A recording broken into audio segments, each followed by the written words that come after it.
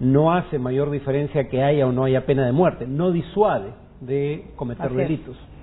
Muy bien, ahora nos vamos a Francia. El presidente de China, Xi Jinping, terminó su visita oficial. Una organización contraria a su gobierno lo acusó de atentar contra los derechos humanos y el trabajo de los periodistas en su país. Paseando una foto de Xi Jinping, la organización Reporteros Sin Fronteras despidió al presidente chino que culminó su visita a Francia. Los activistas consideran como un enemigo de la libertad de la información y los derechos humanos al líder asiático. Queríamos mostrar a los parisinos cuánto se ríe del mundo el presidente chino. Actualmente hay más de 100 periodistas encarcelados, declaró a la prensa el secretario general de esta organización, Christophe Delia. La protesta consistía en fotomontajes de 8 metros cuadrados, instalados en 5 camiones de propiedad de Reporteros Sin Fronteras. Este ha sido el primer viaje de Estado de Xi Jinping a Europa, con motivo de los 50 años de las relaciones bilaterales entre Pekín y París. Ambos países han firmado medio centenar de importantes acuerdos comerciales por valor de 18.000 millones de euros, entre ellos el encargo por parte de China de 70 aviones Airbus, la producción conjunta de 1.000 helicópteros y la entrada del fabricante chino Dongfeng en el capital de Peugeot. Muy bien, precisamente de China tenemos una pregunta que nos ha llegado a través de nuestra cuenta en Facebook de un televidente, Diego Hinojosa, que pregunta Farid para ti, ¿por qué China es miembro del Consejo de Seguridad de la ONU y Canadá, por ejemplo, y entonces Australia, ¿no? También son países grandes, industrializados, y ¿por qué no? Eso en el contexto de la Segunda Guerra Mundial, ¿no? Claro, cuando se funda la ONU, básicamente la idea es que los miembros permanentes del Consejo de Seguridad con derecho a veto eran las grandes potencias que ganaron la Segunda Guerra Mundial. Y en ese entonces eran básicamente 4. Estados Unidos, la Unión Soviética, Francia y Gran Bretaña. China no solo no era miembro permanente del Consejo de Seguridad, China ni siquiera era miembro de las Naciones Unidas, porque las Naciones Unidas reconocía como República China a Taiwán, ¿no? Cuando a partir de los años 70 el gobierno de Nixon busca un acercamiento a China, dándose cuenta de que pese a ser ambos regímenes comunistas, el soviético y el chino, tenían diferencias ideológicas y diferencias de intereses, incluso limítrofes, cuando intenta por ende poner una cuña entre las dos grandes potencias comunistas, negocia algo a lo que no se niega la Unión Soviética, que es que China entre en Naciones Unidas en reemplazo de Taiwán y entre como miembro permanente del Consejo de Seguridad, entre otras razones por su desarrollo en materia de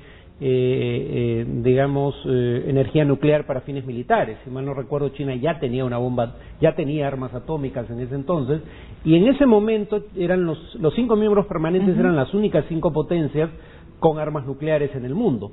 Luego hay otros países que han adquirido armas nucleares sin ingresar al Consejo de Seguridad como miembros permanentes. Muy bien, esa es la respuesta para nuestro televidente. Muy bien, nosotros vamos a ir con otras informaciones. En Egipto, nuevas protestas se han convocado tras el anuncio del mariscal Abdel Fattah al-Sisi de postular a la presidencia. Veamos. Islamistas y partidarios de las Fuerzas Armadas en Egipto, grupos que son rivales, convocaron manifestaciones en simultáneo luego de que Abdel Fattah al-Sisi anunciara su candidatura presidencial de cara a unas elecciones que se prevé ganará por amplio margen. El ex jefe del ejército, cargo al que renunció para poder postular, logró apoyo popular al derrocar en julio del año pasado al presidente islamista Mohamed Morsi, tras varios días de manifestaciones masivas que exigían su renuncia por abuso de poder. Desde entonces, los partidarios de Morsi han realizado marchas casi todos los días, aunque estas han perdido fuerza a raíz de una violenta represión que dejó miles de presos, cientos de muertos y gran cantidad de exiliados. La hermandad musulmana, al convocar a las protestas islamistas, dijo que la candidatura de al-Sisi era la prueba de que el derrocamiento de Morsi había sido un golpe de Estado. Su intención es instaurar una república de miedo, represión, pobreza y docilidad, dijo el grupo en un comunicado. Si bien las protestas no han dejado muertos el día de hoy, los llamados a nuevas movilizaciones pone en relieve la polarización de la política egipcia, así como la amenaza de violencia en las calles. Muy bien, nos vamos con Filipinas. El gobierno firmó la paz con el principal grupo musulmán, el Frente Moro de Liberación Islámica. Con este acuerdo se pone fin a uno de los conflictos más largos y cruentos de Asia. Con la firma de la paz, los filipinos y los rebeldes musulmanes del Frente Moro de Liberación Islámica han puesto fin a 45 años de conflicto que han dejado más de 120.000 muertos. El tratado contempla la creación de una región autónoma musulmana en el sur del país, llamada Bangsamoro, que a partir del 2016 celebrarán elecciones. Este acuerdo ha sido firmado en el Palacio de Malacañang, en Manila, por el presidente de Filipinas, Benigno Aquino, y el jefe del grupo armado, Murad Ebrahim, en presencia del primer ministro de Malasia y otros cientos de invitados. Mucha gente ha sufrido tanto tiempo, así que muchos de nuestros grupos de interés han trabajado duro para llegar a este punto. No dejaré que la paz sea arrebatada a mi pueblo otra vez. Ahora no. Not now.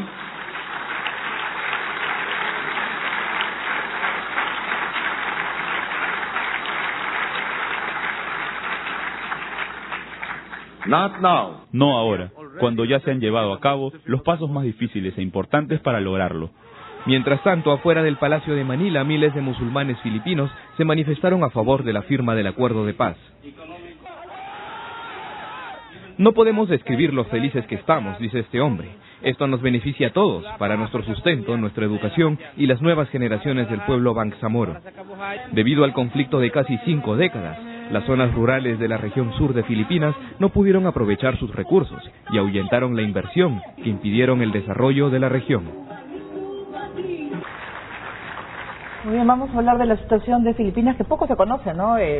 Por ejemplo, la población católica, yo sé que es grande, ¿no? Es mayoritaria. De ¿no? hecho, la santa patrona de Filipinas es Santa Rosa de Lima, ¿no? Sin embargo, en Mindanao, una de las islas más grandes, Filipinas, como buena parte de los países de esa zona del este asiático, es un archipiélago, o sea, un conjunto de islas, no un animal, como se dijo alguna vez. Mindanao, que creo que es la más grande, o una de las más grandes, sí tiene mayoría musulmana.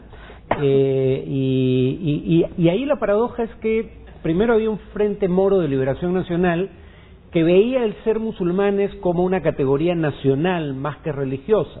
Somos una minoría nacional en Filipinas que merecemos autonomía, y utilizaban el término moro, que es un término de origen, hasta donde tengo entendido, castellano, pero además despectivo para referirse a los musulmanes. Claro, paradójicamente lo asumen como antiguamente propio. se les decía, ¿no? Claro, en España, ¿no? Claro, en España. Moros, pero no hay moros en la costa, claro, viene de ahí. Pero moros era un término despectivo para sinónimo de musulmán, ¿no? Ese grupo llega, hasta donde yo recuerdo, a un entendimiento con el gobierno filipino, pero sufre una decisión de un grupo más bien islamista, más de corte más bien religioso, que sigue la lucha armada contra el gobierno central, hasta que ese grupo también logra su propio acuerdo, que va a ampliar la autonomía que ya tenía la región bajo las leyes filipinas. Muy bien, ahora vamos a hablar del paradero del Santo Grial, que sigue siendo uno de los grandes misterios de la arqueología. La última teoría lo sitúa en España, en una iglesia de León.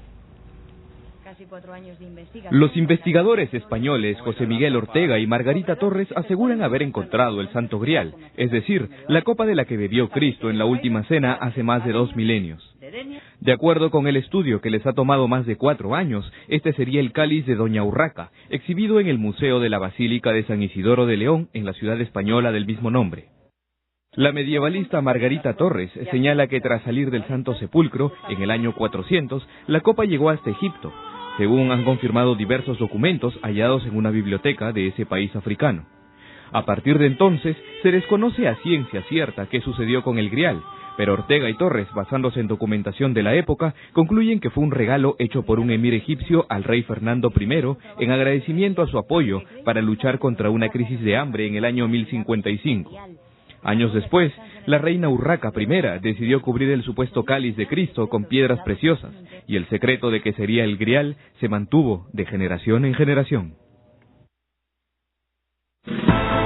Muy bien, vamos a hacer una nueva pausa en el programa. Vamos a regresar con todos los detalles de la visita del presidente de los Estados Unidos, Barack Obama, al Papa Francisco.